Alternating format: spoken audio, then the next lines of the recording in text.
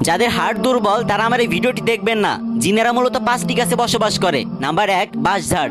বাঁশঝাড় হচ্ছে জিনদের আস্থানা এবং বসবাসের প্রিয় একটি স্থান। নাম্বার 2, তাল গাছ। রাতের বেলায় একা একা কখনো তাল গাছের নিচে যাবেন না। যদি একান্ত যেতেই হয় তাহলে জোরে জোরে আয়তাল কুরসি পড়তে পড়তে যাবেন। নাম্বার 3, ছাতিম বা সরা গাছ। এই গাছেও জিনদের আনাগোনা থাকে। দিনের বেলায় জিনেরা সাপ হয়ে এই গাছের নিচে লুকিয়ে থাকে। নাম্বার 4, কদম গাছ। কদম ফুল দেখতে যতটা সুন্দর, এই গাছ তার থেকেও বেশি ভয়ঙ্কর। প্রতিদিন সন্ধ্যার সময় তারা সবাই এসে এই গাছের নিচে ভিড় করে। নাম্বার 5, তেঁতুল গাছ। তেঁতুল গাছের কাহিনী আমাদের সবারই জানা। গভীর রাতে তেঁতুল গাছের উপর কারা যেন এসে বসে থাকে। তাই কারো বাড়ি রাঙি নাই এসব গাছ না রাখাই উচিত। অনেকেই বলেন ভাই জিন বলতে কিছু হয় না। আরে ভাই, জিন বলতে যদি কিছু নাই হতো তাহলে আল্লাহ তাআলা কোরআন শরীফে সূরা জিন নামক একটা সূরা নাজিল করতো না। ভাই পুরা পৃথিবী মিথ্যা হয়ে যেতে পারে কিন্তু আল্লাহর কোরআন কখনোই মিথ্যা হতে পারে না। তাই নিজেও সতর্ক থাকুন এবং ভিডিওটি শেয়ার করে অন্যকেও সতর্ক করুন।